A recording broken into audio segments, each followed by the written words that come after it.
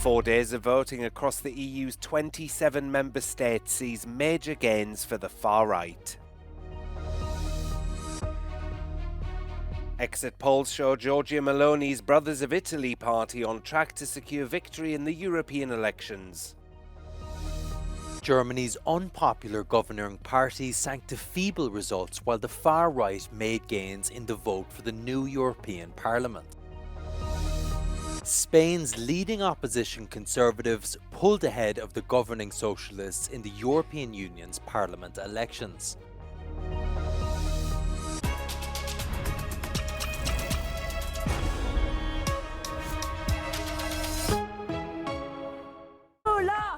Far-right parties made major gains in the EU elections on Sunday, dealing stunning defeats to two of the bloc's most important leaders, French President Emmanuel Macron and German Chancellor Olaf Scholz. Overall, across the bloc, two mainstream and pro-European groups, the Christian Democrats and the Socialists, remained the dominant forces. The gains of the far right came at the expense of the Greens, who were expected to lose about 20 seats. Let me start by thanking the European voters who have participated in the European parliamentary elections for their trust. Today is a good day for the European People's Party. We won the European elections. We are by far the strongest party. We are the anchor of stability. And voters recognized our leadership during the last 5 years. Emmanuel Macron's pro-business Renaissance group also lost big. It is clear that for us, we are open to a strong cooperation with all democratic forces in this parliament. We have said it at the beginning and we continue saying it. The 4 days of voting across the EU's 27 member states is the world's second biggest exercise in democracy, behind India's elections.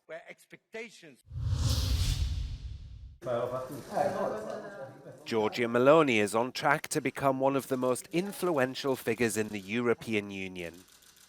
An exit poll released by the Italian national broadcaster Rai shows her Brothers of Italy party almost certain to secure victory in the European elections. They're currently polling at almost 30%.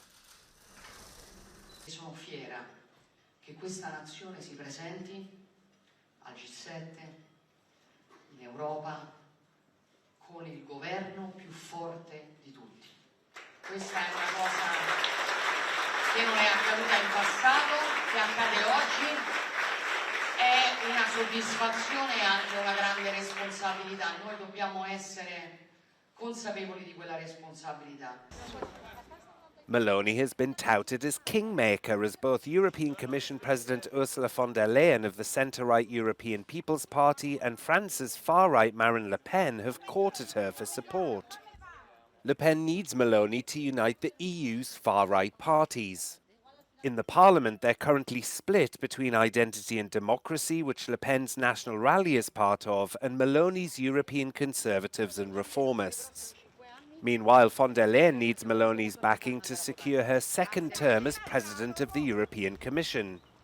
Throughout the campaign, the Commission chief reiterated her trust in Meloni as a credible partner in Brussels. Exit polls have Meloni's Brothers of Italy finishing at almost 28%, with the Democratic Party coming in second with 23%. The populist Five Star Movement is in third place with just over 11%. Early results put Brothers of Italy at nearly 30%, confirming Giorgia Meloni's party as Italy's leading political force. The other main takeaway from these elections is the increased support for Italy's main opposition party, the PD party. Now, if Brothers of Italy's share of vote is going to be validated by official results to be announced later on, well, this is going to be a significant achievement for Italy's Prime Minister, bolstering her leadership both in Italy and within right-wing political forces in Europe. Giorgio Orlandi for Euronews in Rome.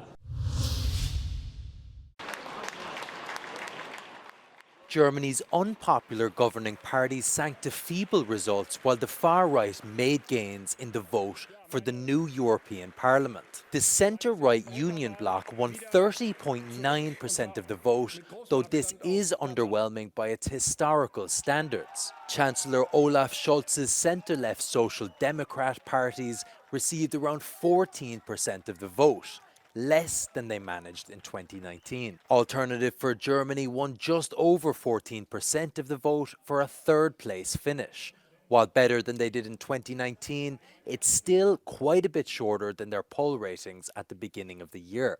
It follows the party suffering a string of setbacks, including scandals surrounding two of its lead candidates for the European Parliament.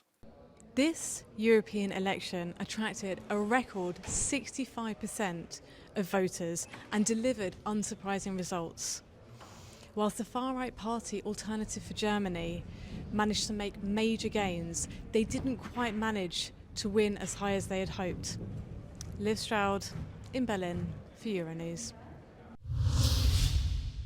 Spain's leading opposition Conservatives pulled ahead of the governing Socialists in the European Union's parliament elections, with the far right making significant gains. The right-wing Popular Party received around a third of the votes.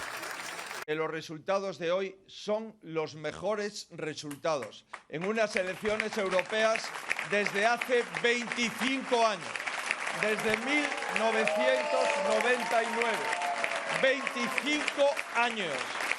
Prime Minister Pedro Sanchez's Socialist Party had just over 30% of the vote, which was a dip from the last election. The results were a significant improvement for Conservatives who had likened this vote to a referendum on Sanchez's administration. However, the biggest gains were on the far right. The far right Vox Party could almost double their MPs after receiving about 10% of the vote.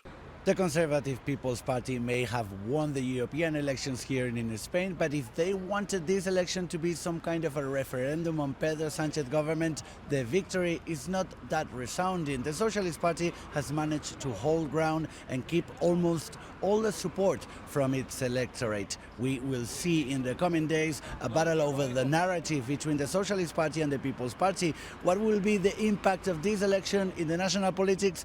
We will have to wait for Pedro Sánchez's next move. In Madrid, Jaime Velázquez, Euronews. Polish Prime Minister Tusk came out on top as his party beat the far-right Law and Justice Party in the European elections. The elections had largely been framed as a test for Tusk's party, who had only recently come out on top in elections. The right-wing populist Law and Justice Party came in second place with a result of 33.9%. Tusk aimed to establish himself and his party as a dominant force in Polish politics. He framed the vote as a choice between safety in the EU and a risky future outside of it. The European elections were also kind of a test for Donald Tusk, who is returning to Polish politics from Brussels and the government he's forming.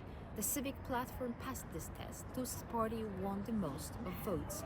On the other hand, the government coalition parties, the Third Way and the Left, received little support, which can be read as a warning sign. Also entering the top three was Nationalist Party Confederacja, which will sit in the European Parliament for the first time and very likely will threaten the right-wing fractions. Magdalena Hodownik for Euronews from Warsaw.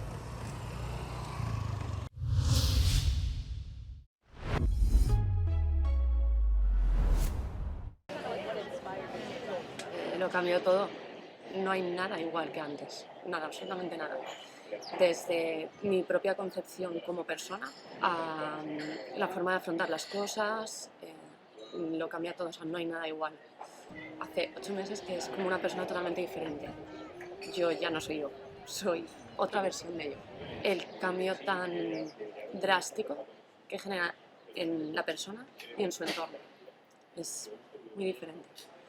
Laura, who's a doctor, was diagnosed with stage 3 breast cancer. She's had 3 operations as well as chemo and radiotherapy.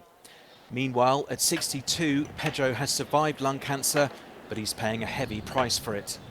Las secuelas que me dejó radio y quimio, porque fue toda a la vez, es las uñas que las tengo como partidas, no puedo abrir bolsas, no puedo abrir nada, no tengo tacto. Yo ahora para mí es todo suave, todo lo veo suave. Siempre llevo las manos como si fuesen mojadas, ¿no ves? Sacadas de la ducha. Luego, pues, las quemaduras del sol. Within the European Union project Ulysses, researchers are working on a nanoparticle-based treatment. So far tested against pancreatic cancer, one of the deadliest forms of cancer, it's aimed at triggering the rejection of the tumour by the human body in a kind of a vaccine effect.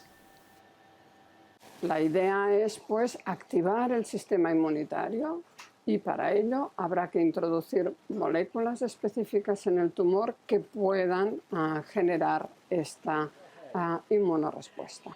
Crucial for this is the delivery of genetic material to the tumour cells, a role played by nanoparticles similar to those used for the COVID-19 vaccines, which are being developed in the Laboratory of Molecular Biology of the Oncology Institute of Valencia. Esta vacuna es eficaz en el cáncer de páncreas, nos podría abrir una nueva oportunidad terapéutica a otros tipos de tumores que también están causando mortalidad y que actualmente pues, no tienen opciones de cura. If the treatment works, it alone would be a milestone for science and research, Lopez Guerrero says. And as only the tumour cells would be targeted by the immune response, the side effects of current treatments such as chemo and radiotherapy would be greatly reduced.